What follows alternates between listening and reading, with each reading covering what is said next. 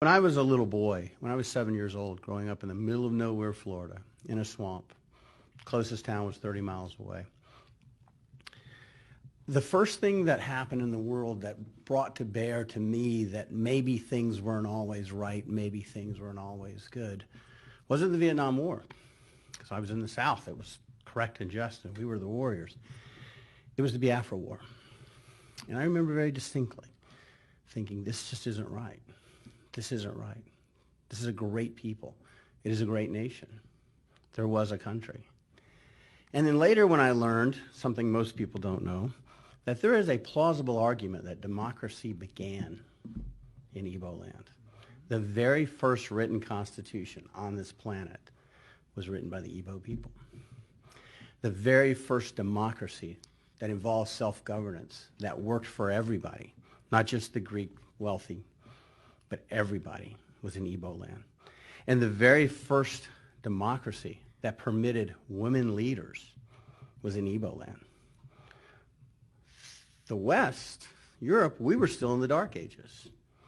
And yet the Igbo had figured out a way to have a just and meaningful government and a just and meaningful society and due process and fairness. And to this day, you see a great many Igbo leaders that are women. So it is my honor to have been able to work with the Igbo community. We are contemplating preparing an appeal to the United States Supreme Court related to the senseless slaughter and what we believe to be the genocide of the Igbo people. To bring this full circle, that has been going on since 2016, overseen by the APC.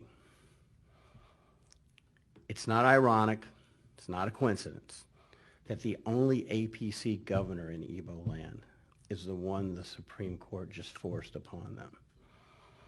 Not ironic, not a coincidence. Nigeria has just been placed with a visa ban, as everyone knows. That's not the United States picking on Nigeria. That is the United States seeing Nigeria, the Nigeria that exists now. Not the historic Nigeria, not the hopes of 1960, not the hopes of Iransi, not the hopes of the three founders, not the hopes back to the 900s. That's what Nigeria has become. And unless it gets better, it of course is going to get worse. It cannot get better unless the judiciary can be a bulwark against the corruption, against the senseless slaughter, the genocide, the tribal hatred, the regional issues of one part of the country gets to have the oil, one part of the country gets to grow the food, the other part of the country gets to have the finance and the business, and then the rest of the country gets to have the guns and the power and tells the rest of the country what to do, or else they will perish. That's just the start. And the visa ban is just a start. If you read President Trump's words, compared to them what he said about the other nations, it was as harsh or harsher than any other nation. He did not write this, or this wasn't written as though it were addressed to a strategic and historic ally.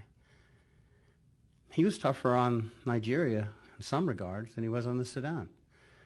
And Sudan, who has been on the terrorist list for a long time, rightly or wrongly, that's where Osama bin Laden lived. That's where Al-Qaeda was born and nourished and nurtured. And yet, if you look at the visa ban for people from the Sudan, it is hopeful. You can get off of this.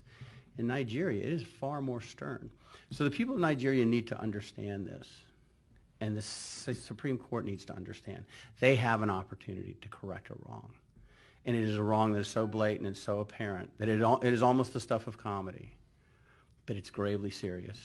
It is very, very serious.